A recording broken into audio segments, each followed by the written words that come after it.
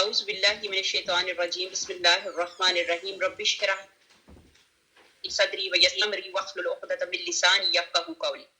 شروع کرتی ہوں اللہ کے نام سے جو بڑا مہربان نہایت رحم کرنے والا ہے۔ پیچھے ہم نے جب ختم کیا تھا تو آیت نمبر 171 تک ختم کیا تھا، جس میں بات کی تھی کہ انسان جو ہے، جو پہلے کے لوگ جو تھے وہ کیا کرتے تھے کہ اللہ تعالیٰ ان کو آواز سناتا بھی تھا، وہ بھی جانوروں کی طرح، وہ جو کفار تھے، جو مشرک لوگ تھے، تو وہ کیا کرتے تھے، خطواتی شیطان کے اوپر چل کے، شیطان کے کہنے کے اوپر چل کے، شیطان کے راستوں کے اوپر چل کے، شیطان کی جو لکیریں کھینچی ہوتی تھی ان کے اوپر چل کے، وہ بھی کیا تھے، وہ جانوروں کی طرح۔ تو جانور کیا ہے؟ جانور ایک ایسا مشکل چیز ہے کہ اس کو سمجھانا کوئی آسان کام نہیں ہوتا ہے۔ جانوروں کے متعلق پہلے بھی میں نے بتایا تھا کہ اسے میں نے ایک بات بتانا چاہ رہی تھی، حضرت موسیٰ علیہ السلام کا واقعہ ہے، چھوٹا سا کر کے بتاؤں گی انشاءاللہ تعالیٰ۔ موسیٰ، آپ کو جیسے کہ پتہ ہے کہ پیغمبر جتنے بھی ہوتے ہیں تو ان کو اللہ سبحانہ تعالیٰ جو جاب دیتے ہیں کہ یہ جانوروں کو سدھانے کی، کوئی بکریاں چراتے ہیں، اونٹوں کو چراتے ہیں، بھیڑ بکریاں اس طرح چرانا، تو کوئی یہ آسان کام نہیں ہوتا، جانوروں کو سدھانا بہت مشکل کام ہے۔ تو اللہ سبحانہ تعالیٰ پہلی جو ٹریننگ ہوتی ہے، یہ جو صحابہ کے، یہ پیغمبروں کی جو پہلی ٹریننگ ہوتی ہے تو وہ یہی ہوتی ہے۔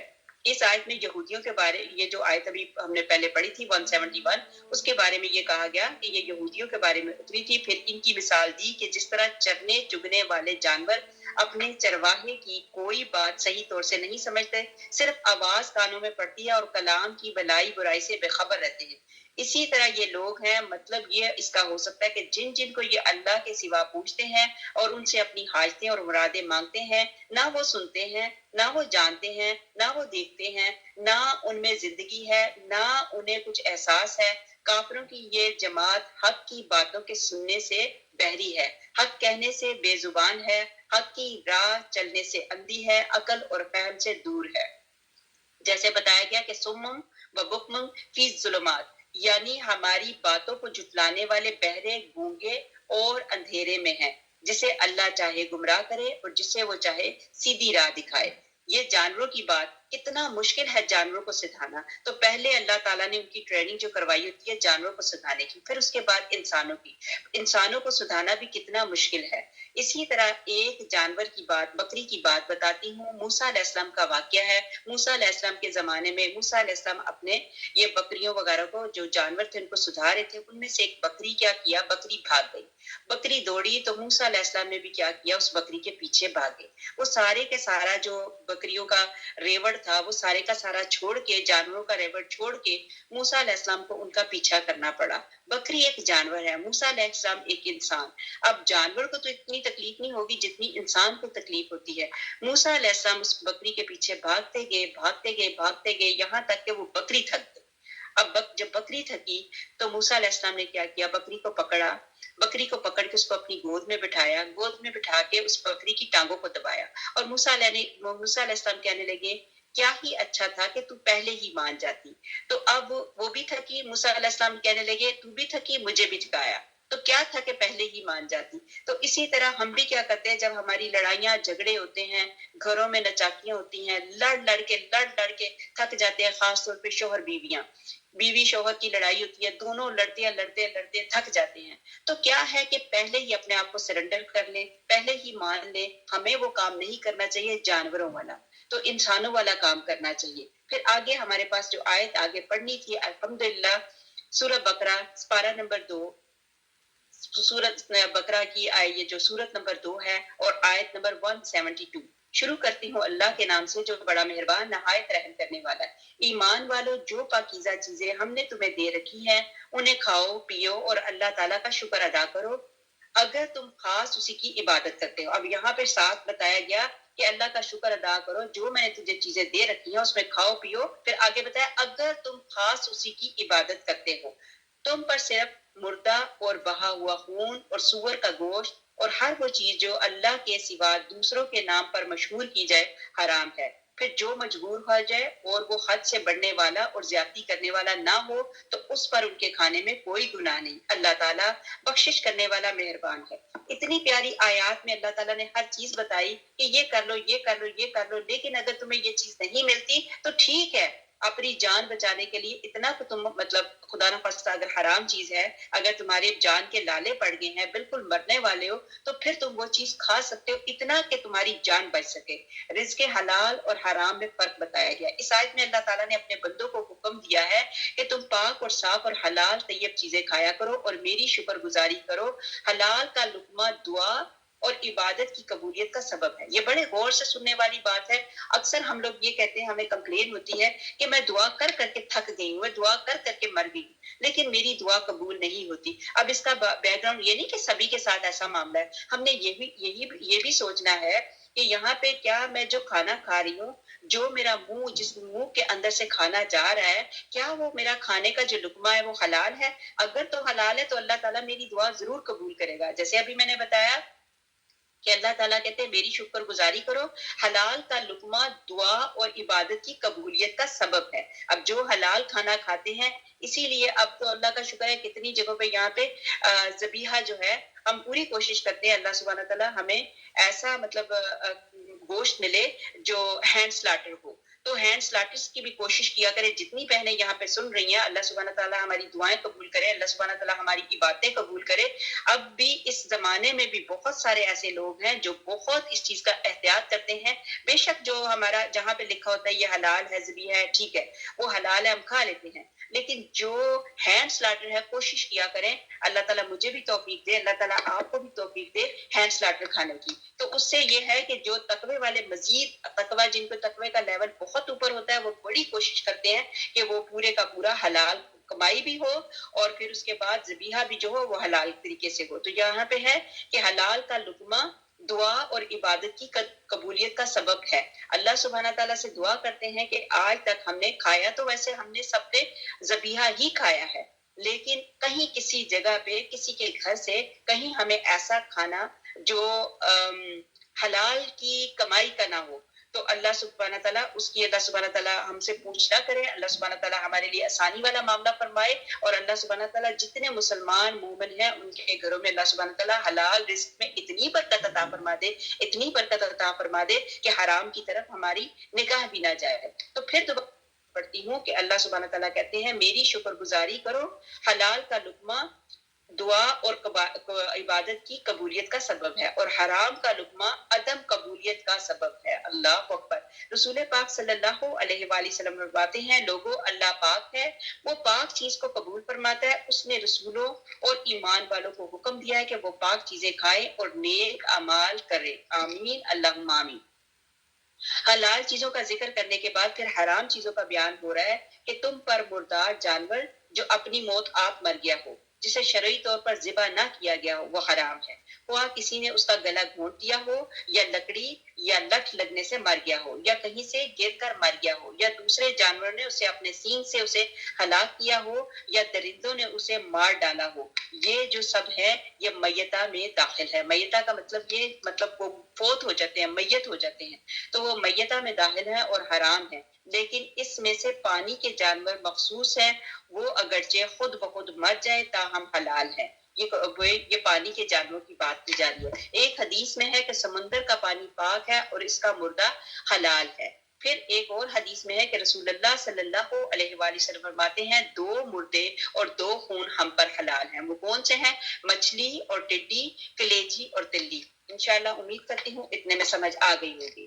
آیت نمبر 174، جو لوگ اللہ تعالیٰ کی اتاری ہوئی کتاب چھپاتے ہیں اور اسے تھوڑی سی قیمت پر بیچتے ہیں، یقین مانو کہ یہ اپنے پیٹ میں آگ بھر رہی ہے۔ استغفر اللہ، یہ میرے اللہ تعالیٰ کی اپنی بات، اپنا کلام ہے کہ آیتوں کو چھپانا اور تھوڑی سی قیمت میں بیچنا، وہ اللہ تعالیٰ نے کہا کہ وہ اپنے پیٹ میں آگ بھر رہے ہیں۔ استغفر اللہ، قیامت کے دن ان سے اللہ تعالیٰ بات بھی نہ کرے گا، نہ انہیں پاک کرے گا، بلکہ ان کے لیے دردناک عذاب ہے۔ اللہ تعالیٰ نے یہاں پہ صاف کلیئر بات بتا دی کہ میں نے تو اس دن تجھ سے بات بھی نہیں کرنی۔ پھر بات نہ کرنے، دیکھیں کتنی بڑی یہ بات ہوتی ہے۔ اگر آپ کی ماں ہے، اگر آپ کا باپ ہے، اگر آپ کا شوہر ہے، اگر آپ کا گھر والا ہے کوئی بھی، تو وہ کیا کرتا ہے کہ آپ اس سے بات، وہ کیا کرتا ہے کہ وہ آپ سے بات ہی نہیں کرتا، آپ سے کلام ہی نہیں کرتا، تو آپ کو کتنی وہ تکلیف ہوتی ہے۔ تو خدا نخواستہ اللہ سبحانہ تعالیٰ ہمارے ساتھ ایسا معاملہ فرمائے کہ اللہ سبحانہ تعالیٰ یہاں پہ کھلی کلیئر بات کر دی کہ میں ان سے بات بھی نہ کروں گا۔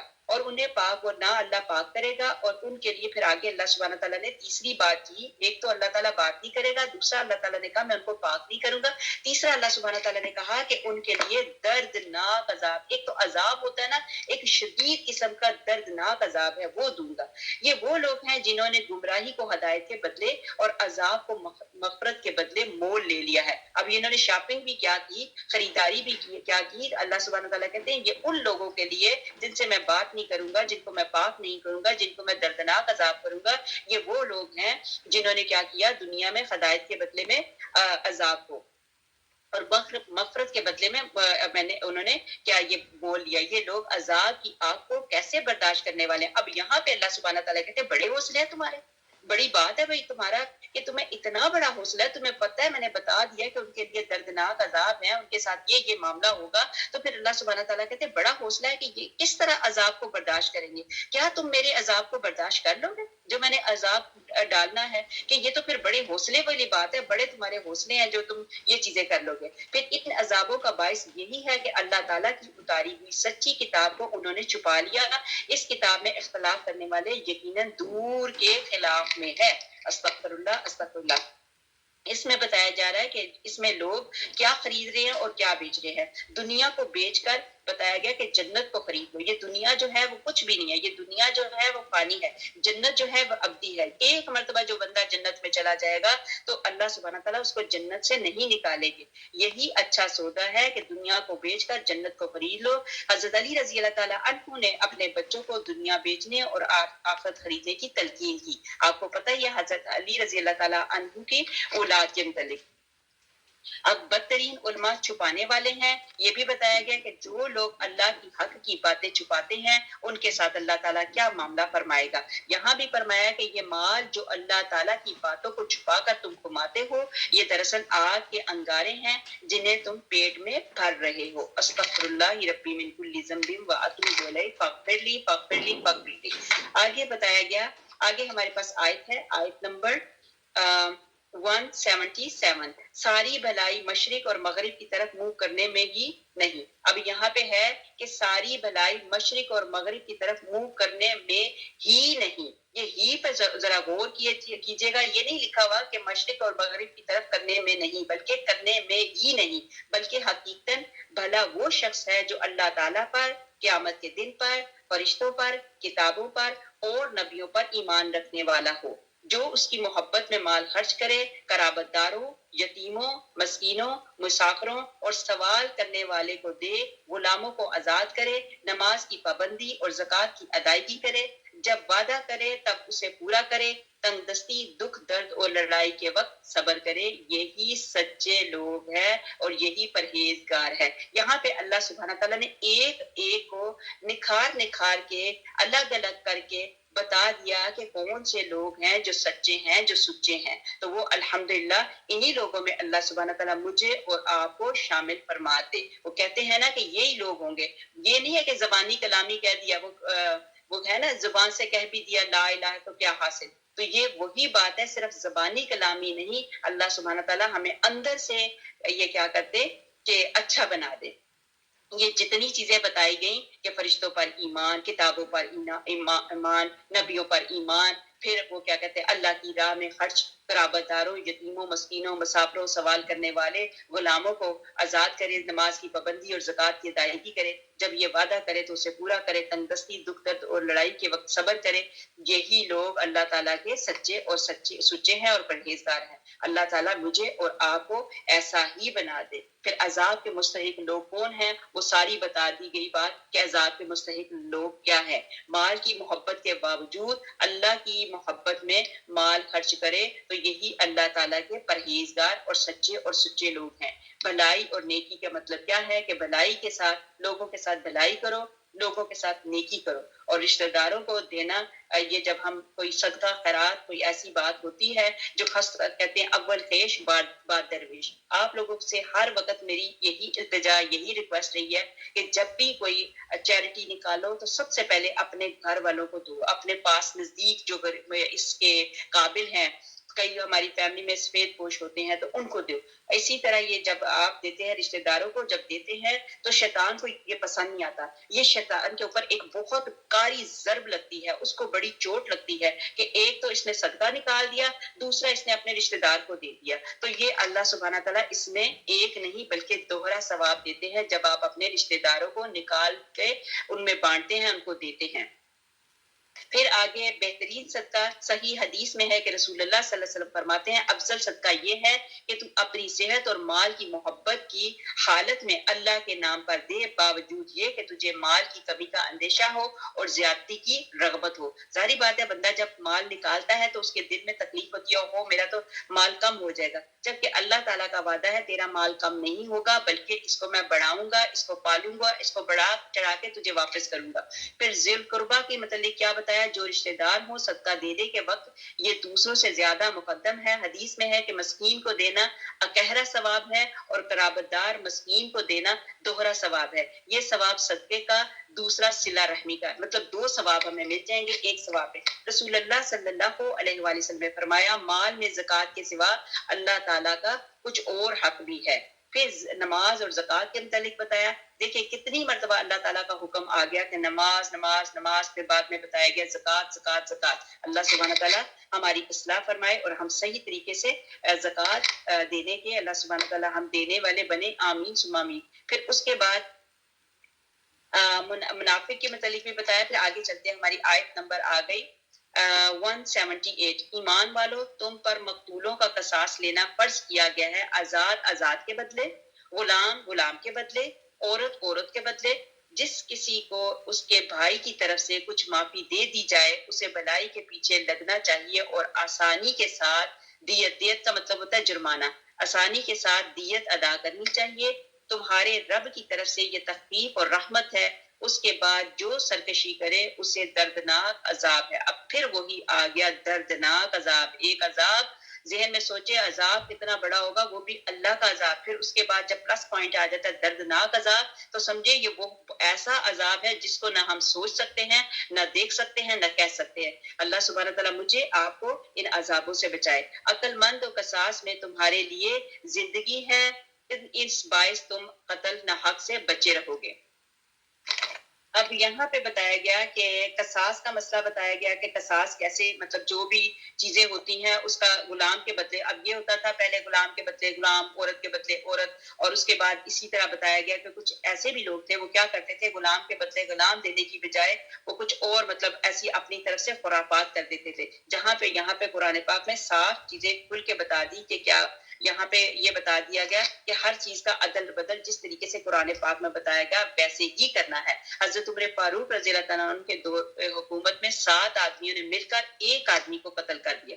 آدمی 7 تھے لیکن قتل انہوں نے ایک آدمی کو کر دیا. تو حضرت عمر فاروق رضی اللہ تعالیٰ عنہ نے ان 7 کو ایک ایک کے بدلے میں قتل کرا دیا اور فرمایا اگر سنا بستی کے سب لوگ اس قتل میں شریک ہوتے تو میں سب کو قتل کرا دیتا. امید ہے آپ لوگوں کو سمجھ آ گئی ہوگی کہ یہاں پہ کیا بتایا. حضرت ابن عباس رضی اللہ تعالیٰ عنہ فرماتے ہیں بنی اسرائیل پر قصاص فرض تھا، انہیں قصاص سے درگزر کرنے اور دیت لینے کی اجازت نہ تھی، لیکن اس امت پر یہ مہربانی ہوئی کہ دیت لینی بھی جائز کی گئی. اور یہاں 3 چیزیں ہوئیں، قصاص، دیت اور معافی. اگلی امتوں میں صرف قصاص اور معافی ہی ہوتی تھی، دیت نہ تھی. بعض لوگ کہتے ہیں کہ اہل تورات کے ہاں صرف قصاص اور معافی تھی اور اہل انجیل کے ہاں صرف معافی ہی ہوتی تھی. پھر فرمایا جو شخص دیت یعنی جرمانہ لینے کے بعد یا دیت قبول کر لینے کے بعد بھی زیادتی پر تل جائے تو اس کے لیے سخت دردناک عذاب ہے. آگے ہمارے پاس آ گئی آیت نمبر 180 اور 181. تم پر فرض کر دیا گیا ہے جب تم میں سے کوئی مرنے لگے اور مال چھوڑے تو اپنے ماں باپ اور قرابت داروں کے لیے اچھائی کے ساتھ وصیت کر جائے. پہلے بھی آپ کو یہی بتایا کہ وصیت کے لیے اللہ تعالیٰ کا حکم بڑا زبردست ہے. میں اور آپ ہمارے پاس جو بھی ہے اس کو وصیت لکھ کے رکھ چھوڑو. اگر یہاں پہ تو آپ کو پتا ہے کہ ہمیں وکیلوں کے ذریعے کرنی پڑتی ہے، لیکن جب تک ہمیں وکیل نہیں ملتے تو ہم کیا کریں، وصیت لکھ کے 3 بندوں کے پاس رکھ دیں. تو اب یہاں پہ بتایا گیا کہ وصیت کر جائے، جو بھی مطلب مرنے سے پہلے مرنے لگے اور مال چھوڑے تو وہ اپنے ماں باپ اور قرابت داروں کے لیے اچھائی کے ساتھ وصیت کر جائے. پرہیزگاروں پر یہ حق اور ثابت ہے۔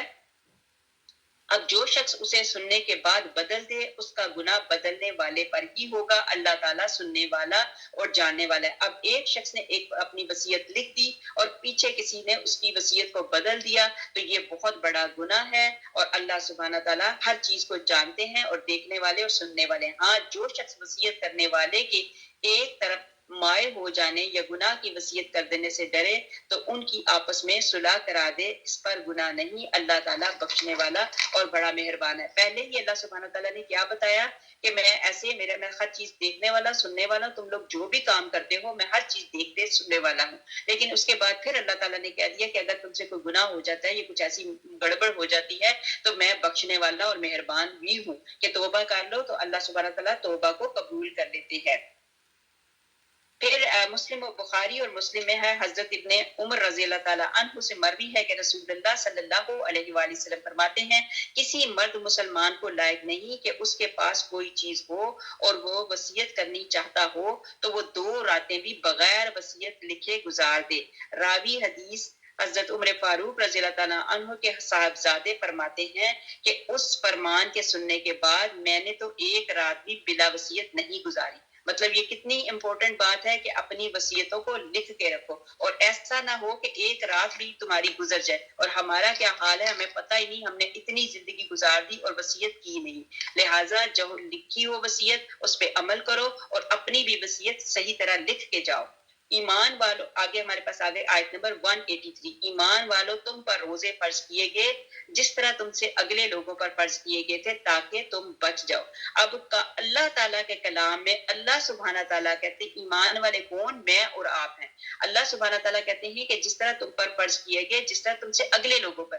ہم یہ نہیں روزے صرف ہمارے لیے آئے، نبی پاک حضرت محمد مصطفیٰ صلی اللہ علیہ وسلم نے ہمیں بتا دیا کہ یہ 30 روزے رکھنے ہیں، یہ رمضان کے مہینہ آ گیا تو اس میں 29 یا 30 روزے جو اللہ تعالیٰ کے حکم سے ہمارے اوپر فرض کیے گئے، ہم نے صرف وہی 30 روزے رکھنے ہیں۔ وہ آف کورس ہمارے اوپر فرض ہے، وہ تو ہم انشاءاللہ تعالیٰ رکھیں گے ہی رکھیں گے، اور اس کے بھی ساری چیزیں بتا دیے گئے کہ کون بندہ ہے جس کے اوپر روزے فرض ہیں اور کون بندے ہیں جن کے اوپر روزے فرض نہیں۔ ہر عاقل بالغ ساری کی بات صحت مند جتنے لوگ ہیں ان کے متعلق بتایا گیا کہ ان کے لیے روزے رکھنے، لیکن اس سے پہلے کی بات بتائی گئی کہ اس سے پہلے بھی روزے فرض کیے گئے تھے۔ اس سے پہلے کیا تھا کہ ایام بیت کے روزے تھے، جب بالکل سٹارٹ شروع ہوئے ایام بیت کے روزے۔ ایام بیت کے روزے کس کو کہا جاتا ہے؟ یہ جو چاند کی 13، 14، 15 کو روزہ رکھا جاتا ہے، یہ حضرت آدم علیہ السلام کی سنت تھی، وہ روزہ رکھا کرتے تھے جب وہ زمین پہ اترے۔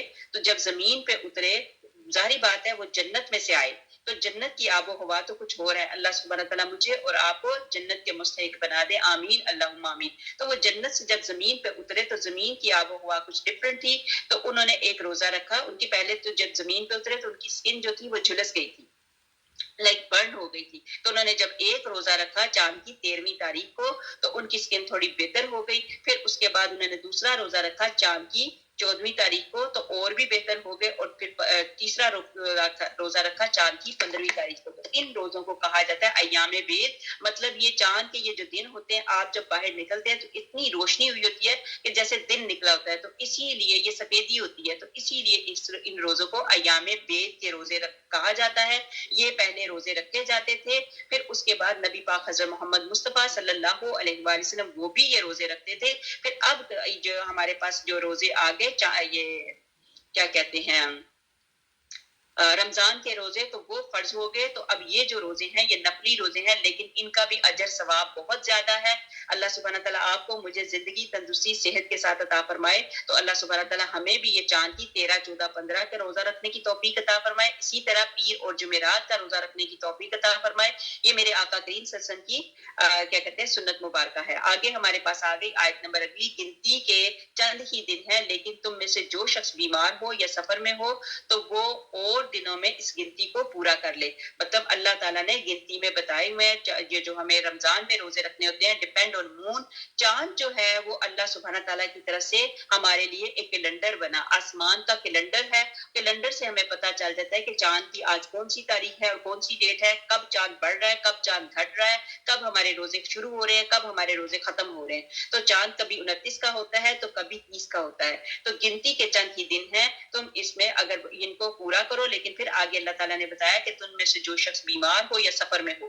سفر پہلے سفر جو ہوتے تھے بڑے مشکل سفر ہوتے تھے, اب تو اللہ کا شکر ہے لیکن آسان ہے, لیکن پھر بھی اللہ سبحانہ تعالیٰ نے کہہ دیا جو شخص بیمار ہو. اب یہاں پہ یہ بات نہیں ہے کہ اب ہم نے دیکھا کہ ایک بندے کو 105 بخار ہونے والا ہے, 104 بخار ہے, 103 بخار ہے, وہ کہتا ہے نہیں جی میں نے تو روزہ رکھا ہوا ہے, میں تو اس روزے کو پورا کروں گا, حالانکہ وہ تکلیف میں ہے. قرآن پاک کی ایک اور آیت ہے, اس میں لکھا ہوا ہے لا اکراہ فی الدین, دین میں کوئی سختی نہیں ہے. لیکن اگر اللہ تعالیٰ نے اس کو رخصت دے دی ہے یہاں پہ کہ اگر تو بیمار ہو گیا, یہ آیت ہمارے سامنے آ گئی, آیت نمبر 184, اللہ تعالیٰ نے کہا جو شخص بیمار ہو یا سفر میں ہو تو وہ اور دنوں میں اس گنتی کو پورا کر لے. اب یہاں پہ اللہ تعالیٰ نے اگر ہمیں کہہ دیا, ایک رخصت دے دی, تو ہم ان دنوں میں اگر بہت زیادہ بیمار ہیں تو ہمیں اپنی زندگی کو آگے نہیں لے کے آنا. ایسا نہ ہو کہ ہم اس روزے کی وجہ سے مر جائیں. تو اللہ سبحانہ تعالیٰ نے یہاں پہ ہمیں رخصت دے دی. جو رخصت ملی ہو اور وہ رخصت نہ لے اور اپنے اوپر سختی کرے تو ان کے لیے پھر اللہ سبحانہ تعالیٰ یہ کیا ہے,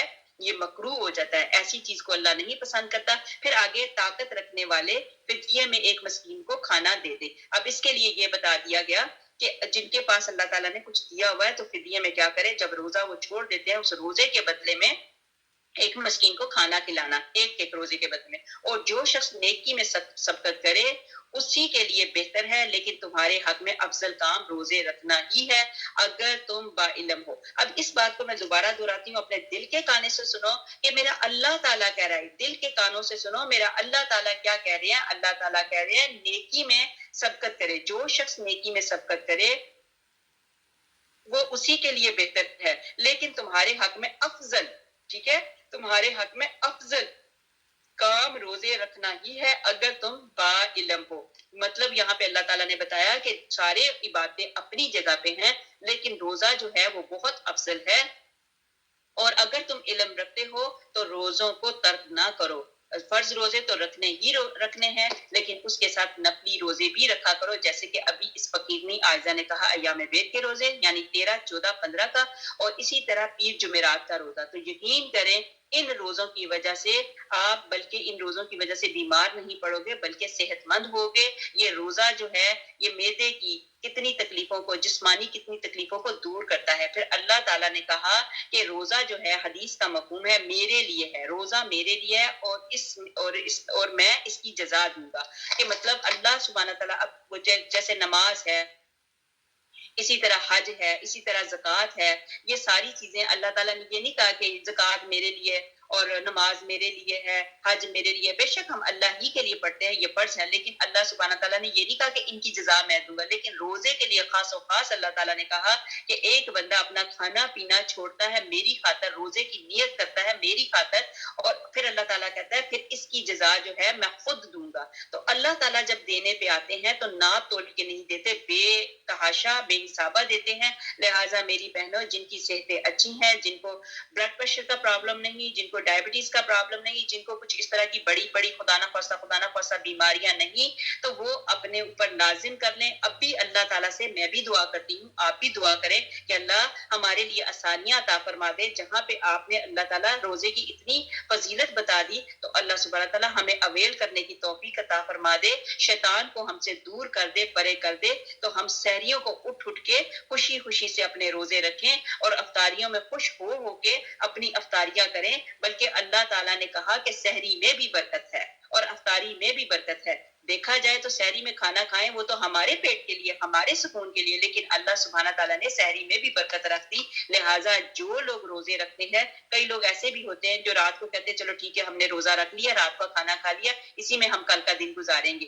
لیکن یہاں پہ سحری میں اٹھو گے, سحری میں اٹھ کے کھانا کھاؤ گے تو اس کا بھی اجر اور ثواب پاؤ گے. روزے کے متعلق بہت بڑی ڈیٹیل ہے, فرضیت روزہ اور اس کے مقاصد بتائے گئے, اس کی ڈیٹیل بہت زیادہ ہے. اگر میں لے کے چلوں تو یہ کافی ٹائم لگ جائے گا. وقت کی کمی کی وجہ سے اگلی آیت کی طرف جاتے ہیں. آیت نمبر 185 ہے. ماہ رمضان وہ ہے جس میں قرآن اتارا گیا جو لوگوں کو ہدایت کرنے والا ہے, اور جس میں ہدایت کی اور حق و باطل کی تمیز کی نشانی ہے. تم میں سے جو شخص اس مہینے میں مقیم ہوا اسے روزہ رکھنا چاہیے. یہ میرے اللہ کا کلام ہے. اللہ کے کلام کو غور سے سنا کرو. پھر اس کے بعد یہ تھوڑی سی ڈیٹیل بتاتے ہیں تاکہ آپ کو مزید سمجھ آ جائے. تو یہاں پہ اللہ سبحانہ تعالیٰ نے روزے کے متعلق بتایا گیا کہ حق اور باطل کی تمیز کی نشانی ہے. تم میں سے جو شخص اس مہینے میں مقیم ہوا اسے روزہ رکھنا چاہیے، ہاں جو بیمار ہو یا مسافر ہو. ابھی ہمارے پیچھے پھر اللہ تعالیٰ نے بات کی، اب دوبارہ اللہ تعالیٰ رپیٹ کر رہے ہیں کہ ٹھیک ہے کچھ اس میں بیمار بھی ہوتے ہیں، مسافر بھی ہوتے ہیں، ہاں جو بیمار ہو یا مسافر ہو اسے دوسرے دنوں میں گنتی پوری کرنی چاہیے. مطلب یہ ہے کہ جو ان دنوں میں ہمارے روزے چھوٹ گئے ہیں بیماری کی وجہ سے یا سفر ہمارا مشکل تھا، تو ان روزوں کو یہ نہیں کہ اللہ تعالیٰ نے معاف فرما دیا، بلکہ اللہ تعالیٰ نے کہا کہ جب دوبارہ وہ آپ ٹھیک ہو جاتے ہو، صحت مند ہو جاتے ہو یا اپنی گھر میں اپنی قیام گاہ پہ آ جاتے ہو، تو وہ جو گنتی چھوڑی ہے، ایک روزہ، 2 روزے، 7 روزے، جتنے روزے چھوڑے ہیں وہ جو گنتی ہے اس کو پورا کرو. تو یہاں پہ دوسرے دنوں میں یہ گنتی پوری کرنی چاہیے. اللہ تعالیٰ کا ارادہ تمہارے ساتھ آسانی کا ہے، سختی کا نہیں. پھر اللہ تعالیٰ دیکھیں کتنی شفقت سے اگلی ہی بات میں کہہ دیتے ہیں کہ اللہ تعالیٰ کا ارادہ تمہارے ساتھ آسانی کا ہے، سختی کا نہیں. وہ چاہتا ہے کہ تم گنتی پوری کر لو، اللہ تعالیٰ کی دی ہوئی ہدایت پر اس کی بڑائیاں بیان کرو اور اس کا شکر کرو. پھر اللہ تعالیٰ نے یہی کہا کہ اللہ تعالیٰ کی بڑائیاں بیان کرو اور اللہ کا شکر ادا کرو. مجھے اور آپ کو اللہ کا شکر ادا کرنا چاہیے. ہم جن گھرانوں میں پیدا ہوئے ہم بالکل چھوٹے تھے، ابھی ہمارے اوپر روزے فرض بھی نہیں تھے. ہم اپنی اماں اور ابا سے لڑائیاں کرتے تھے کہ ہمیں سحری میں اٹھانا، چونکہ ہم دیکھتے تھے ہمارے سارے گھر والے، ماحول کا بڑا اثر ہوتا ہے، ہمارے سارے گھر والے روزہ رکھ رہے ہیں تو ہم کیوں نہیں رکھ رہے. حالانکہ ہمارے اوپر فرض نہیں تھے. ہم اپنے گھر والوں سے، ہمارے گھر والے، پتہ نہیں آپ لوگوں کو کہا ہوگا کہ نہیں، ہمارے گھر والے، میرے گھر والے کہتے تھے اچھا بہت پیارا بات ہے تو چڑی روزہ رکھ لو. چڑی روزہ کا مطلب ہوتا تھا کہ مطلب اس وقت سحری کر لو تو اس کے بعد دوپہر میں کھانا کھا لینا، تو اس کو چڑی روزہ کا. پھر دوپہر کا کھانا کھا کے پھر اس کے بعد مغرب تک ہمارے ساتھ کھا لینا، اس کو چڑی روزہ کہا جاتا تھا. ہمارے گھر والے ہمیں بہلاتے تھے کہ کسی طریقے سے ہم اس وقت، ہمارے اوپر تو فرض نہیں ہے لیکن وہاں سے کرتے کرتے ہم کبھی کبھی اپنے گھر والوں کو تھریٹ بھی کرتے تھے کہ اگر آپ نے ہمیں سحری میں نہیں اٹھایا تو ہم کیا کریں گے. ایک روزہ ہوتا ہے جس کو اٹپہرا روزہ کہتے ہیں کہ مطلب ہم بغیر سحری کے روزہ رکھ لیں گے اور پھر آپ کے ساتھ افطاری کریں گے. تو پھر بیچارے ہمارے ماں باپ کیا کرتے تھے، ہمیں سحری میں ان کو اٹھانا ہی پڑتا تھا، ہم اٹھتے تھے. تو لہٰذا یہاں پہ ایک یہ بات رکھیں. اور گنتی کے دن پورے، بہت ساری یہاں پہ بہنیں بیٹھی ہوئی ہیں، آپ لوگوں کو میری بات کی مجھے کھول کے بتانے کی ضرورت نہیں، کچھ ہمارے روزے رہ جاتے ہیں. تو ان روزوں کی گنتی کو، ان سالوں کو دیکھو، جیسے ہم 9 سال کی تھی تو 9 سال کے بعد یا 12 سال کے بعد یا 11 سال کے بعد کچھ روزے ہم چھوڑ دیتے تھے. ٹھیک ہے، مطلب مہینے میں 7 دن، جو بھی آپ کو سمجھ آ گئی ہوگی. تو ان روزوں کی گنتی کرو، سال اپنے نکالو کہ کتنے سال میں نے وہ جو روزے وہ نہیں رکھے. یا اسی طرح ہمارے جب بیبی ہوتے تھے تو بیبی ہونے کے ٹائم پہ مطلب عورت روزہ نہیں رکھ سکتی تھی. ان دنوں کو گنتی کر کے اب انہی دنوں میں اپنے جو چھوٹے چھوٹے دن ہیں وہ اپنے گنتی کر کے وہ دیکھو کہ آپ کے کتنے روزے چھوٹے ہیں. آپ کے 100 چھوٹے ہیں، 200 چھوٹے ہیں، 300 چھوٹے ہیں. وہ آہستہ آہستہ کر کے اپنا کیلنڈر بناؤ.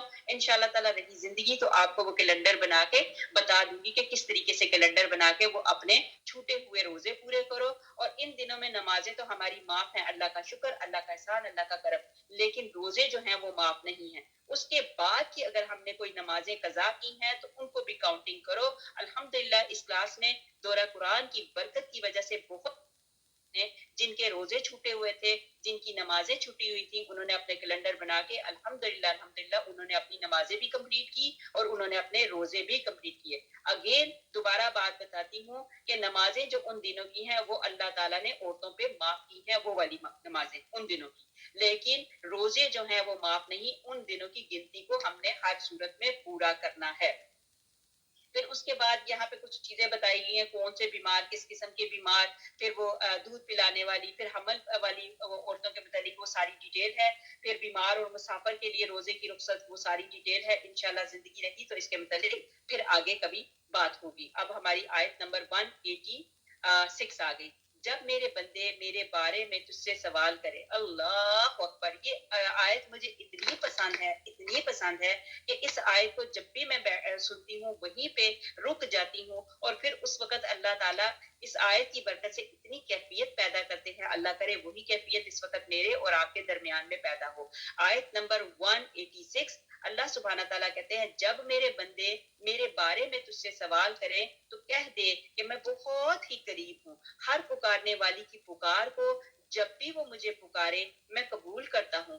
بس لوگوں کو بھی چاہیے کہ وہ میری بات مان لیا کریں اور مجھ پر ایمان رکھیں، یہی ان کی بھلائی کا باعث ہے۔ اللہ سبحانہ تعالیٰ کہتے ہیں تم جب بھی مجھے پکارتے ہو میں تمہارے اتنے قریب ہوتا ہوں، اتنے قریب ہوتا ہوں کہ میں ہر پکارنے والی کی پکار کو قبول کرتا ہوں، مجھے ان کی آوازیں آتی ہیں، میں ان کی آوازیں سنتا ہوں۔ تم جب مجھے پکارتے ہو اللہ، تو اللہ سبحانہ تعالیٰ جب بندہ ایک مرتبہ اللہ کو پکارتا ہے تو اللہ 10 مرتبہ کہتے ہیں جی میرے بندے، اللہ اکبر، جی میرے بندے، جی میرے بندے۔ کوئی ہے ایسا؟ کوئی اللہ ہمارا ایک وحدہ لا شریک اللہ ہی ہے، کوئی بندہ کبھی ایسا کرے؟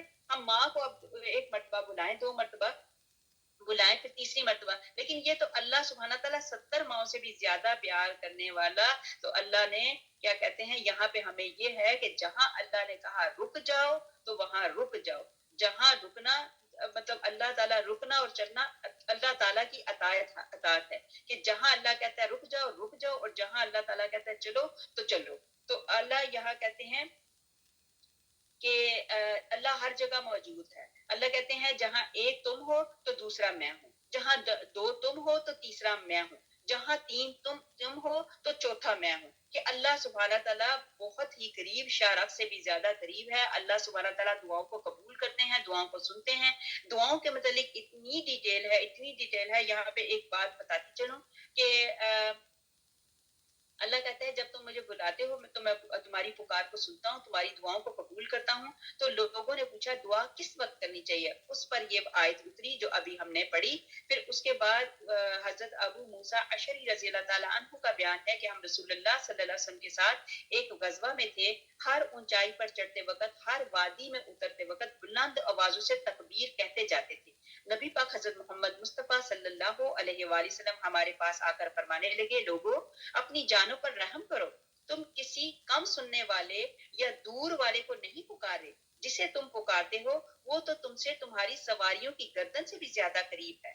اے عبداللہ بن قیس سن، جنت کا خزانہ لا حول ولا قوت الا باللہ ہے۔ یہ بات کرنے کے بعد نبی پاک حضرت محمد مصطفیٰ صلی اللہ علیہ وآلہ وسلم نے عبداللہ بن قیس سے مخاطب ہوئے کہا کہ یہ جو لا حول ولا قوت الا باللہ ہے یہ جنت کا خزانہ ہے، تو میری بہنوں اس کو اپنے اوپر لازم قرار کر دو۔ میں ہوں آپ ہیں، اور یہ لا حول ولا قوت الا باللہ ایسا خوبصورت اللہ تعالیٰ کا ذکر ہے کہ جو اللہ تعالیٰ کے خزانوں میں سے ایک خزانہ ہے۔ بات اصل میں یہ ہے کہ کبھی کبھی اللہ سبحانہ تعالیٰ بندے کے اوپر جب نظر کرم فرما دیتے ہیں، حالانکہ مجھے اور آپ کو اس کلمے کا بہت پتہ ہے، ہم نے بڑی مرتبہ اس کلمے کا سنا بھی ہے، لیکن کیا ہوتا ہے کہ کبھی کبھی اللہ سبحانہ تعالیٰ ہی لے لیتے ہیں کہ ہم اس کلمے کا ورد نہیں کر سکتے، لیکن کبھی کبھی اللہ تعالیٰ کی ایسی نظر کرم ہو جاتی ہے کہ ہم اس کلمے کو اتنا کرتے ہیں، اتنا پڑھتے ہیں کہ ہم میں چلتے پھرتے اللہ سبحانہ تعالیٰ توفیق عطا فرما دیتا ہے۔ آج کے بعد میں اور آپ پوری کوشش کریں گے کہ دن میں ایک مرتبہ مطلب 313 کا ورد کریں۔ اگر سے 313 مرتبہ نہیں پڑھ سکتے تو کم از کم ایک تسبیح ہم یہ پڑھ لیا کریں، لا حول ولا قوت الا باللہ۔ اللہ سبحانہ تعالیٰ آپ کو بھی توفیق دے، مجھے بھی توفیق عطا فرمائے۔ حضرت انس رضی اللہ تعالیٰ عنہ فرماتے ہیں کہ رسول اللہ صلی اللہ علیہ وآلہ وسلم نے فرمایا اللہ تعالیٰ فرماتا ہے میرا بندہ میرے ساتھ جیسا عقیدہ کرتا ہے میں بھی اس کے ساتھ ویسا ہی برتاؤ کرتا ہوں، جب وہ مجھ سے دعا مانگتا ہے تو میں اس کے قریب ہوتا ہوں۔ پھر آگے حضرت ابو ہریرہ رضی اللہ تعالیٰ عنہ فرماتے ہیں کہ رسول اللہ صلی اللہ علیہ وآلہ وسلم نے فرمایا اللہ تعالیٰ فرماتا ہے کہ میرا بندہ جب مجھے یاد کرتا ہے تو میں اس کے ہونٹ میرے ذکر میں ہلتے ہیں، تو اس کے جب اس کے ہونٹ میرے ذکر میں ہلتے ہیں تو میں اس کے ساتھ ہوتا ہوں۔ مطلب جب ہمارے ہونٹ ہلتے ہوتے ہیں ذکر میں تو اللہ سبحانہ تعالیٰ اس وقت ہمارے ساتھ ہوتا ہے۔ ایک تو ہوتا ہے نا دل میں ذکر کرنا، تو ایک ہوتا ہے زبان کے ساتھ ذکر کرنا۔ جب ہم زبان کو بیچ میں لے کے آتے ہیں تو پھر ہمارے ہونٹ بھی ہلتے ہیں، تو اس وقت اللہ سبحانہ تعالیٰ ہمارے قریب ہوتے ہیں۔ تو لہٰذا اللہ تعالیٰ کو جتنا کتنا ہو سکتا ہے اللہ تعالیٰ کے ذکر کو اپنی زبانوں پہ جاری و ساری رکھو۔ ذکر کے متعلق آگے بھی بہت ساری تفصیل ہے، لیکن آگے چلنا ہوگا کیونکہ وقت کی کمی ہوتی ہے۔ آیت نمبر 187، روزے کی راتوں میں اپنی بیویوں سے ملنا تمہارے لیے حلال کیا گیا۔ اب پہلے تو روزے کی بات کی گئی، اس کے بعد اللہ سبحانہ تعالیٰ نے اپنے متعلق کہا کہ میں تمہاری دعاؤں کو قبول کرتا ہوں، ساتھ ہی اللہ سبحانہ تعالیٰ نے پھر دوبارہ روزے کی باتیں کرنی شروع کر دی۔ روزے کا کلام آ گیا، روزے کی راتوں میں اپنی بیویوں سے ملنا تمہارے لیے حلال کیا گیا، وہ تمہارا لباس ہیں اور تم ان کے لباس ہو۔ اب پہلے زمانے کے جو روزے ہوتے تھے وہ بڑے لمبے لمبے روزے ہوتے تھے، اب یہ روزے ایسے تھے جیسے حضرت داؤد علیہ السلام کے روزے، یہ کافی اس طرح حضرت عیسیٰ علیہ السلام کے زمانے کے، تو یہ ساری چیزیں انشاءاللہ تعالیٰ آپ کو ڈیٹیل سے پھر جب ٹائم ملے گا تو ضرور بتائیں گے۔ لیکن پھر یہ جو ہمارے روزے، یہ کچھ صحابہ سے کچھ غلطیاں ہوتی رہی، کچھ ایسے معاملے ہوتے رہے، پھر اللہ سبحانہ تعالیٰ نے ہمارے لیے اتنی آسانیاں کر دی کہ اب پہلے کیا ہوتا تھا کہ راتوں میں بھی وہ روزے میں ہوتے تھے، وہ اپنی بیویوں کے پاس نہیں جا سکتے تھے، روزے کی راتوں میں اپنی بیویوں سے ملنا تمہارے لیے حلال کیا گیا، لیکن اللہ سبحانہ تعالیٰ نے یہ حلال کر دیا۔ مغرب کے بعد جب سورج غروب ہو جاتا ہے تو اس وقت آپ مطلب یہ اپنے معاملے کر سکتے ہو۔ پھر اس کے بعد اللہ تعالیٰ نے کہا وہ تمہارا جو بیویاں ہیں تمہارا لباس ہیں اور تم ان کے لباس ہو۔ تمہاری پوشیدہ خیانتوں کو اللہ تعالیٰ نے معلوم کر لیا، اس نے تمہاری توبہ قبول فرما کر تم سے درگزر فرما لیا۔ مطلب یہاں پہ پیچھے اگر تم سے کوئی غلطیاں ہو گئیں، روزوں میں اگر عورتوں کے ساتھ مل گئے یا پھر ایسے اپنی بیویوں کے ساتھ آپ نے کوئی گناہ والی بات یا کوئی ان سے لڑائیاں نچاکیاں کی ہیں اور ان کے متعلق ان کے ساتھ کوئی خیانت وغیرہ کی ہے، کچھ بھی کیا ہے، تو اللہ سبحانہ تعالیٰ کہتے ہیں کوئی بات نہیں، تم سے جو غلطی ہو گئی تم توبہ کر لو اور میں تمہاری توبہ کو قبول فرما لوں گا اور تم سے درگزر فرما لوں گا۔ پھر آگے کہتے ہیں اب تمہیں ان سے مباشرت کی اور اللہ تعالیٰ کی لکھی ہوئی چیز کو تلاش کرنے کی اجازت ہے، تم کھاتے پیتے رہو یہاں تک کہ صبح کا سفید دھاگا سیاہ دھاگے سے ظاہر ہو جائے، پھر رات تک روزے کو پورا کرو اور عورتوں سے اس وقت مباشرت نہ کرو جبکہ تم مسجدوں میں اعتکاف میں ہو۔ اب یہاں پہ اعتکاف کی بات ہو گئی، اعتکاف وہ کہا جاتا ہے جو ہم رمضان کے آخری عشرے میں، یہ سنت والا اعتکاف جو ہوتا ہے رمضان کے آخری عشرے میں کیا جاتا ہے۔ میں آپ لوگوں سے بہنوں سے ریکویسٹ کرتی ہوں ان دنوں سے ابھی سے شروع کر لیں، اپنے گھر میں ایک مسجد والی جگہ بنا لیں جہاں پہ آپ جا کے نماز پڑھا کریں، وہ آپ کی مسجد ہو جائے گی۔ اور اعتکاف جو ہوتا ہے مسجدوں میں ہوتا ہے، عورتوں کا اعتکاف اپنے گھروں میں ہوتا ہے، تو اپنے گھروں میں ایک مسجد والی جگہ بنا لو جہاں پہ آپ اعتکاف میں بیٹھ سکو۔ تو یہ ہے کہ جب تم مسجدوں میں اعتکاف میں ہو اس وقت بتایا گیا یہ میں جو بات کر رہی ہوں سنت اعتکاف کی، اور نفلی اعتکاف بھی میں اور آپ کر سکتے ہیں۔ وہ کیسے کر سکتے ہیں؟ چاہے ہم 5 منٹ چاہے ہم 10 منٹ کے لیے بھی کسی جگہ پہ بیٹھ گئے اور نماز کے بعد بیٹھ کے یا ویسے ہی بیٹھ کے ذکر اذکار کرنا شروع کر دیا، جیسے ہماری کلاس ہوتی ہے روزانہ، آپ کو یہ آئزہ یہ فقیر نہیں کہتی ہے نفلی اعتکاف کی نیت کر لیں، تو لہٰذا ہم نفلی اعتکاف کی نیت کر لیتے ہیں تو اس کا بھی ہمیں اجر عطا ملے، اللہ تعالیٰ عطا فرمائیں گے۔ اسی طرح جب ہم خانہ کعبہ شریف میں جاتے ہیں، اسی طرح جب ہم نبی پاک حضرت محمد مصطفیٰ صلی اللہ علیہ وسلم کے روزہ مبارک پہ جاتے ہیں تو وہاں پہ بھی ہم مسجدوں میں اعتکافی دروازے سے داخل ہوتے وقت نفلی اعتکاف کی نیت کر لیتے ہیں، لہٰذا آپ بھی نفلی اعتکاف کی نیت کر لیا کریں۔ پھر آگے اللہ تعالیٰ کہتے ہیں یہ اللہ تعالیٰ کی حدود ہیں، تم ان کے قریب بھی نہ بھٹکو، مطلب یہ وہ عورتوں کے متعلق بتایا گیا۔ اسی طرح اللہ تعالیٰ اپنی آیتیں لوگوں کے لیے بیان فرماتا ہے تاکہ وہ بچیں، مطلب اتقاء کی حالتوں میں عورتوں سے، مطلب عورتوں کی جیسے مباشرت کی بات کی گئی ہے اس کے لیے منع کیا گیا اتقاء کی حالت میں، اور دوسرا بتایا گیا کہ روزے کی حالت میں۔ لیکن جب آپ روزہ افطار کر لیتے ہو، روزہ افطار کرنے سے لے کے صبح سحری کے وقت تک، تو اس میں آپ کا کوئی حرج نہیں۔ یہ صحابہ کی بہت ساری ایسی معاملے ہوئے جس کی وجہ سے اللہ سبحانہ تعالیٰ نے باقی لوگوں کے لیے آسانی کر دی۔ حضرت ابو قیس سرما بن ابی انس انصاری رضی اللہ تعالیٰ عنہ دن بھر کھیتی باڑی کا کام کر کے شام کو گھر آئے، بیوی سے کہا کچھ کھانے کو ہے؟ جواب ملا کچھ نہیں، میں جاتی ہوں اور کہیں سے لاتی ہوں۔ تو وہ گئیں اور یہاں ان کی آنکھ لگ گئی، ظاہری بات ہے روزہ رکھا ہوا تھا، کام کر کے گھر آئے تو ان کی آنکھ لگ گئی۔ جب آ کر دیکھا تو بڑا افسوس کیا کہ اب یہ رات اور پھر دوسرا دن بھوکے پیٹوں سے کیسے گزرے گا۔ چنانچہ جب آدھا دن ہوا تو حضرت ابو قیس رضی اللہ تعالیٰ عنہ بھوک کے مارے بے ہوش ہو گئے۔ حضور پاک صلی اللہ علیہ وسلم کے پاس اس کا ذکر ہوا تو اس وقت یہ آیت اتری، مطلب یہی جو بتا دی گئی کہ اب ہمارے کیا ہے کہ جب سورج غروب ہو جائے تو تب آپ افطاری کرو، اور جب سورج طلوع ہونے سے پہلے، جب فجر کا ٹائم سے پہلے یہ جو ہے سحری کا ٹائم، تب تک ہمارے لیے آسانی ہوگی کہ ہم جب تک مرضی چاہیں کھا سکتے ہیں، اور سورج غروب ہونے سے پہلے کھا سکتے ہیں، اور سورج غروب ہونے کے بعد کھا سکتے ہیں، اور سورج طلوع ہونے سے پہلے جو ٹائم بتایا گیا، دھاگے سے دھاگا ملنے کا وہ ٹائم بتا دیے گئے۔ پھر اسی طرح لباس کی بات بتائی گئی کہ عورت مرد کا اور مرد عورت کا لباس ہے، ایک دوسرے کی عزت ہے، لباس جسم کے قریب قریب ہوتا ہے، کہ ایسا ممکن نہیں کہ اللہ نے مطلب اس کو بھی آسان کر دیا، لباس خوبصورتی کا ذریعہ ہے، پروٹیکشن کا ذریعہ ہے، گرمی سردی کی بھی، اور ایک دوسرے کے لیے سکون کا باعث ہے۔ اور پھر جو نکاح ہے وہ نکاح بھی آنکھ اور شرمگاہ کی حفاظت کا ذریعہ ہے، آنکھ اور شرمگاہ بھٹک سکتی ہے، دونوں ایک دوسرے کی ضرورت ہے، آدمی بھی عورت بھی، تو اللہ سبحانہ تعالیٰ نے یہ ایک نکاح رکھ دیا، اور نکاح جو ہے وہ کیا کہتے ہیں اس میں ثواب ہے۔ پھر آگے حضرت عائشہ رضی اللہ تعالیٰ عنہ سے روایت ہے کہ ایک شخص نے کہا رسول اللہ صلی اللہ علیہ وسلم میں صبح نماز کے وقت آ جانے تک مطلب ایسی حالت ہوتی ہے، میرے خیال سے یہ رہنے دوں، ہو سکتا ہے کوئی مرد حضرات بھی سنیں تو وہ میں مناسب نہیں سمجھتی کہ اس طرح کی احادیث بولوں۔ انشاءاللہ تعالیٰ آگے چلتے ہیں۔ آگے ہمارے پاس آیت ہے، آیت نمبر 188، ایک دوسرے کا مال نہ حق نہ کھایا کرو، نہ حاکموں کو رشوت پہنچا کر کسی کا کچھ مال ظلم و ستم سے اپنا کر لیا کرو حالانکہ تم جانتے ہو۔ اب جب رب کے حکم سے حلال کھاتے ہو، اسی طرح رب کے حکم سے حرام بھی چھوڑ دو۔ یہاں پہ یہی بتایا گیا کہ اگر رب نے حکم دیا ہے کہ حلال کھاؤ تو حلال کھانے کے ساتھ ساتھ یہ بھی اللہ تعالیٰ نے حکم دیا کہ حرام کو بھی چھوڑ دو۔ اللہ سبحانہ تعالیٰ ہمیں حرام سے بچا لے اور حلال روزیاں رزقیں اللہ سبحانہ تعالیٰ ہمیں عطا فرما دے۔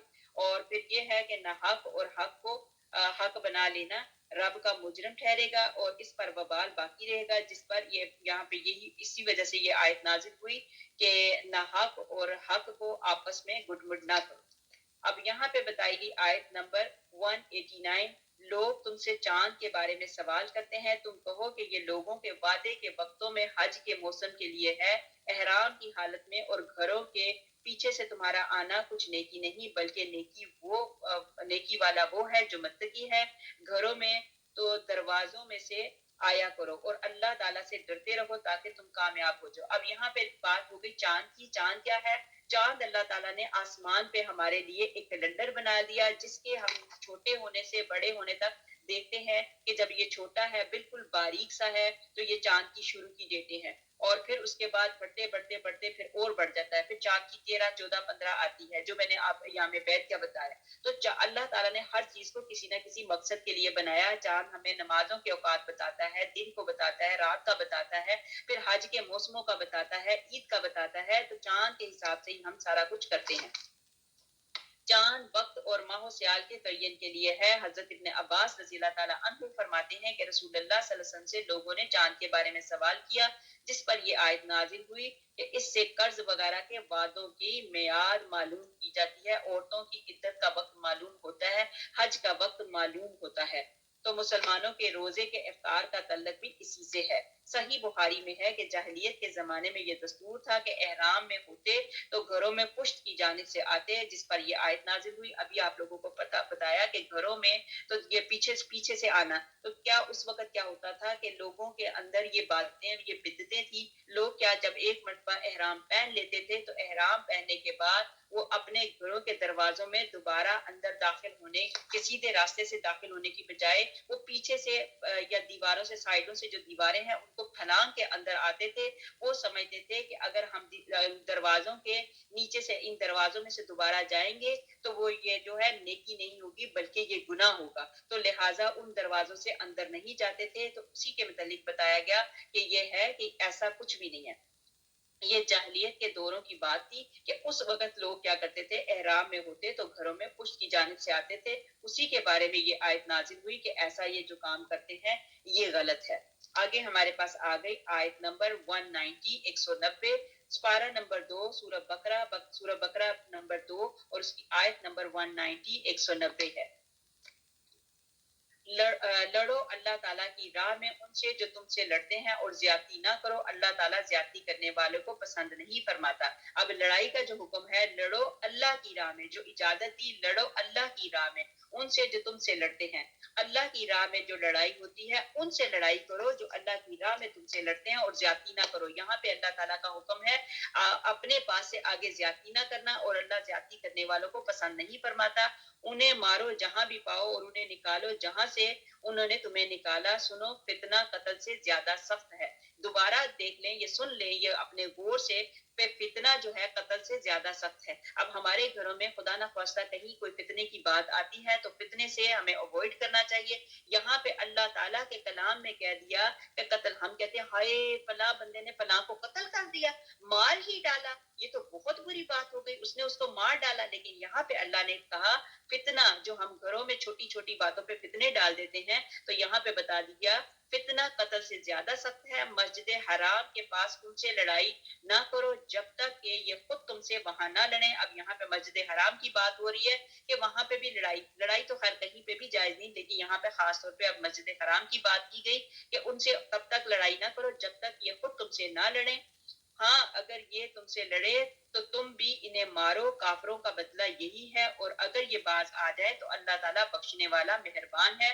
ان سے لڑو جب تک کہ فتنہ مٹ جائے، فتنہ نہ مٹ جائے اور اللہ تعالیٰ کا دین غالب نہ آ جائے، اور اگر یہ رک جائے تو تم بھی رک جاؤ، زیادتی تو صرف ظالموں پر ہی ہے۔ اب بہت سارے لوگ کہتے ہیں کہ بھئی یہ تو کوئی بات نہیں ہے، اس نے ہمارے ساتھ لڑائی کی، اب وہ اتنی بڑی ایک لوگوں نے بات بنا دی ہے محبت اور جنگ میں سب جنگ، بلکہ یہ بالکل غلط ہے۔ یہ جس نے بھی یہ فکرہ بنایا یہ بالکل غلط بات ہے کہ محبت اور جنگ میں سب جائز ہے، ایسا بالکل بھی نہیں، محبت اور جنگ میں ایسا جائز نہیں ہے۔ یہاں پہ جیسے قرآن پاک میں بتا دیا اسی طرح ہمیں چلنا ہے، خود ہی اللہ کے راستے پر نہ چلیں تو دوسروں کو بھی نہ چلنے دیں، یہ بات بھی ختم کرنی ہے۔ نبی پاک حضرت محمد مصطفیٰ صلی اللہ علیہ وآلہ وسلم مسجد سے باہر نکلے تو دو صحابی جھگڑ رہے تھے، پہلا بدلہ لینے کی اجازت، یہاں پہ دو صحابی جھگڑ رہے تھے تو وہ کیا ہوا، ان کے جھگڑے کی وجہ سے نبی پاک حضرت محمد خوشخبری بتانا چاہتے تھے لیکن وہ خوشخبری نہ بتا سکے۔ تو اب پہلے جو تھا لڑائی کا، جھگڑے کا، جہاد کا جو حکم تھا وہ نہیں تھا، پہلے یہی کہا تھا صبر کرو صبر کرو، لیکن پھر جب جہاد کا حکم آ گیا تو پھر اس کے بعد اس کے متعلقہ جو مسائل ہیں وہ بتائے گئے، پھر حرم میں قتل کی ممانعت بتائی گئی کہ یہاں پہ کوئی قتل نہیں کر سکتا، اس کے متعلق بھی کافی ڈیٹیل ہے۔ انشاءاللہ اگلی آیت کی طرف چلتے ہیں، آیت نمبر 194، حرمت والے مہینے، حرمت والے مہینوں کے بدلے ہیں اور حرمتیں عدل بدلے کی، جو تم پر زیادتی کرے تم بھی اس پر اسی کے مثل زیادتی کرو، اور جو تم پر کی ہے اور اللہ تعالیٰ سے ڈرتے رہو، مطلب تم بھی اس پر اسی کے مثل زیادتی کرو جو تم پر کی ہے، اور اللہ تعالیٰ سے ڈرتے رہا کرو، اور جان رکھو کہ اللہ تعالیٰ پرہیزگاروں کے ساتھ ہے۔ یہاں پہ پھر اللہ تعالیٰ نے اپنا ساتھ کس کے لیے کہا کہ اللہ سبحانہ تعالیٰ جو ہیں وہ پرہیزگاروں کے ساتھ ہے۔ اللہ تعالیٰ کی راہ میں خرچ کیا کرو اور اپنے ہاتھوں ہلاکت میں نہ پڑو، اور سلوک اور احسان کرو، اللہ تعالیٰ احسان کرنے والوں کو دوست رکھتا ہے۔ پہلے اللہ تعالیٰ نے کہا کہ پرہیزگاروں کے ساتھ اللہ تعالیٰ ہے، جو تقوی پہ ہے، جو پرہیز ہیں، جو پرہیزگار ہے، اللہ سبحانہ تعالیٰ کا ساتھ ان کے ساتھ ہے۔ پھر ساتھ ہی اگلی آیت میں اللہ سبحانہ تعالیٰ نے کہہ دیا کہ اللہ تعالیٰ احسان کرنے والوں کو دوست رکھتا ہے۔ اللہ سبحانہ تعالیٰ نے کتنی بڑی بات بتا دی کہ جس کو میرے ساتھ دوستی کرنی ہے تو وہ میرے بندوں کے اوپر احسان کرے، تو اللہ سبحانہ تعالیٰ احسان کرنے والوں کو دوست رکھتا ہے۔ پھر حرمت والے مہینے کی بات بتا دی کہ حرمت والے 4 مہینے ہیں، ذی القعدہ، ذی الحجہ، محرم اور رجب۔ رجب میں اس وقت الحمدللہ ہم ہیں، اور انشاءاللہ تعالیٰ اگلا مہینہ آئے گا وہ بھی برکت والا مہینہ۔ اللہ سبحانہ تعالیٰ ہمیں برکت والے مہینوں میں جانے کی توفیق عطا فرمائے۔ لڑائی جھگڑا یہ ساری چیزیں جو عام مہینوں میں بھی منع کی گئی ہیں، لیکن یہ حرمت والے مہینے 4 بتا دیے گئے، تو اللہ سبحانہ تعالیٰ ان مہینوں کی ہمیں قدر کرنے کی توفیق عطا فرمائے، آمین اللہم آمین۔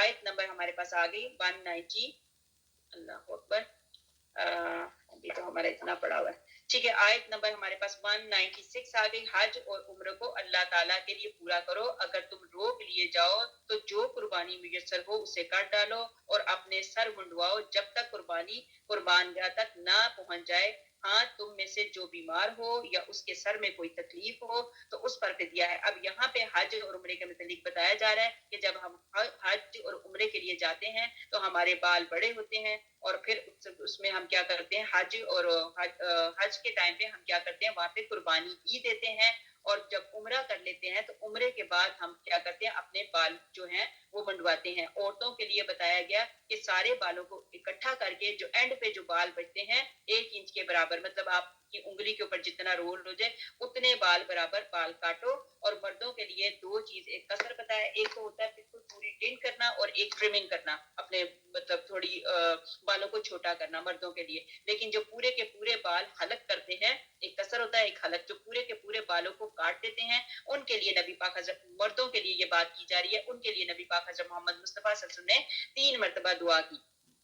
پھر آگے یہ بھی بتایا کہ اس دوران اگر آپ یہ حج کا نیت کی ہوئی ہے یا آپ نے عمرے کی نیت کی ہوئی ہے، پھر آپ کے پاس کوئی تکلیف آ جاتی ہے تو اس پہ بھی اللہ سبحانہ تعالیٰ نے آپ لوگوں کے لیے آسانیاں کی ہیں. آگے پھر بتایا گیا خواہ روزے رکھ لے، خواہ صدقہ دے دے، خواہ قربانی کرے.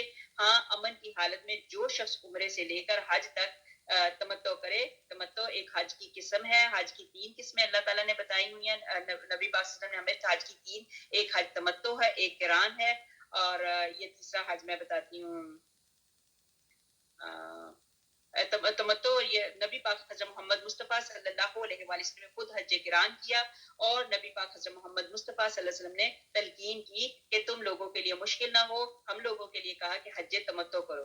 تو اس کو جو قربانی میسر ہو اسے کر ڈالے، جسے طاقت نہ ہو وہ 3 روزے تو حج کے دنوں میں رکھ لے اور 7 واپسی میں. اب بتایا کہ جو قربانی کر سکتا ہے، قربانی میسر نہ ہو، کوئی غریب ہو ایسا کہ وہ نہ کر سکے، تو اس کے لیے بتایا کہ 3 روزے تو حج کے دنوں میں رکھ لے اور 7 واپسی میں، مطلب اپنے واپس اپنے گھر میں آ کے تو ان کو پورا کرے. یہ پورے گنتی کے 10 روزے ہو گئے.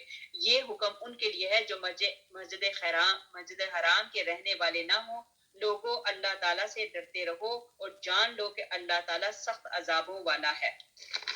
یہاں پہ جو بات کی گئی یہ دم کی طرف اشارہ کیا گیا ہے. حج اور عمرے کا تذکرہ کیا گیا ہے. اوپر چونکہ روزوں کا ذکر ہوا، پھر جہاد کا بیان ہوا، اب حج کا ذکر ہو رہا ہے اور حکم ہوتا ہے کہ حج اور عمرہ کو پورا کرو. مطلب پہلے آپ نے نیت کر لی اور اس کے بعد حج اور عمرے کو پورا کرو. ظاہر الفاظ سے معلوم ہوتا ہے کہ حج اور عمرہ کو شروع کرنے کے بعد پورا کرنا چاہیے. تمام علماء اس پر متفق ہیں کہ حج اور عمرہ کو شروع کرنے کے بعد ان کا پورا کرنا جو ہے لازم ہے. میقات پہ جب پہنچو تو میقات پہ پہنچ کر لبیک کہنا شروع کر دو. آگے پوری کی پوری حج کے متعلق ڈیٹیل بتائی گئی کہ حج میں آپ نے کیا کرنا ہے، کہاں سے آپ نے عمرہ کرنا ہے، کہاں سے میقات ہوگی. اور پھر اس کے بعد جب آپ اپنی جگہ پہ پہنچ جاتے ہو نیت کر کے، پھر آپ نے طواف کرنا ہے. طواف کے آپ نے 7 چکر لگانے ہیں. پھر اس کے بعد آپ نے آب زمزم، وہ اس کے مقام ابراہیم کے پیچھے 2 رکعت نماز نفل پڑھنے ہیں. پھر یہاں پہ بالوں کے متعلق بتایا گیا کہ بالوں کی رخصت کے متعلق وہ آپ کو تفصیل تھوڑی سی بتاتی جاتی ہوں کہ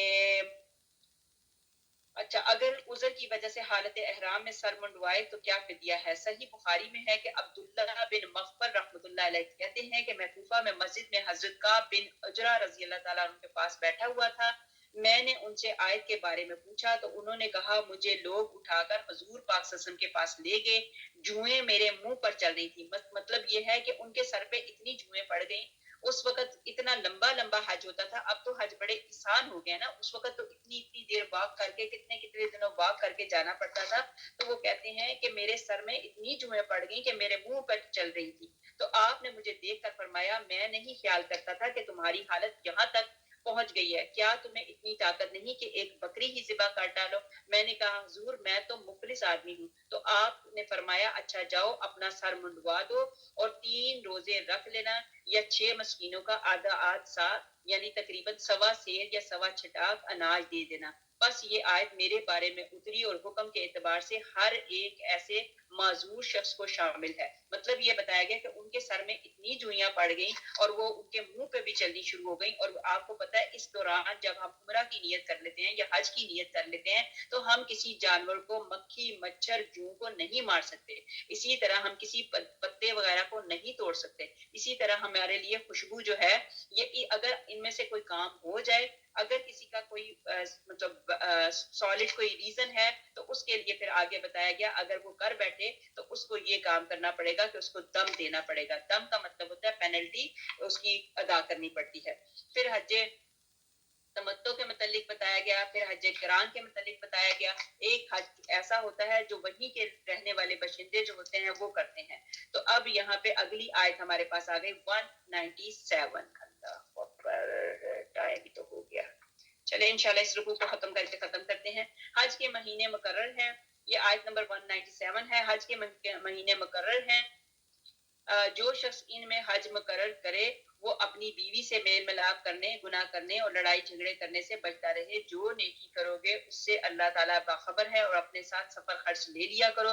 سب سے بہتر توشہ اللہ تعالیٰ کا ڈر ہے، اور اے عقل مندوں مجھ سے ڈرتے رہا کرو. پھر اللہ تعالیٰ نے یہاں پہ یہی کہا کہ اللہ سے ڈرتے رہو. دوسری یہ بات بتائی کہ جب آپ حج کے لیے جاتے ہو تو اپنا زیادہ راہ لے کے چلا کرو. مسلمان پہ یہ شیوا نہیں کہ وہاں پہ بھیک مطلب لوگوں سے مانگتا پھرے. یہ چیز جو ہے وہ غلط بات ہے، ایسا نہ کرے.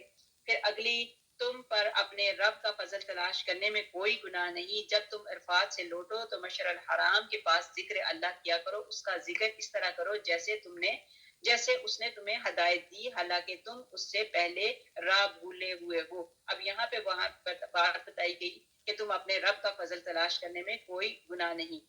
جب تم عرفات سے لوٹو، عرفات کا میدان وہ ہے، یہاں یہی جو حج، جو مین حج جو ہوتا ہے عرفات کے میدان کی بات ہوتی ہے. جو لوگ عرفات کے میدان میں پہنچ گئے اور وہ وہاں پہ کیا کہتے ہیں، انہوں نے وہاں پہ اللہ تعالیٰ کا ذکر اذکار کیا، تو مین جو حج ہے یہ عرفات کا میدان ہی ہے.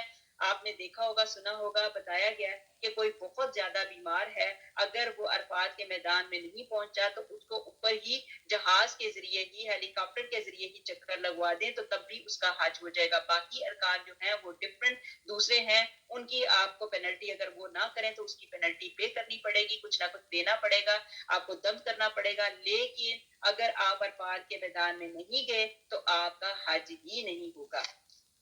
تو یہ حج کا موسٹ امپورٹنٹ رکن ہے. دل چاہتا تھا کہ حج کی پوری تفصیل بتائے، لیکن وقت کی کمی کی وجہ سے آیت نمبر 199، پھر تم اس جگہ سے لوٹو جس جگہ سے سب لوگ لوٹتے ہیں. اللہ تعالیٰ اللہ تعالیٰ سے بخشش طلب کرتے رہو. اللہ تعالیٰ بخشنے والا مہربان ہے. پھر جب تم ارکان حج ادا کر چکو تو اللہ تعالیٰ کا ذکر کرو جس طرح تم اپنے باپ دادوں کا ذکر کیا کرتے تھے، بلکہ اس سے بھی زیادہ. پس بعض لوگ وہ بھی ہیں جو کہتے ہیں اے ہمارے رب ہمیں دنیا میں بھی بھلائی دے.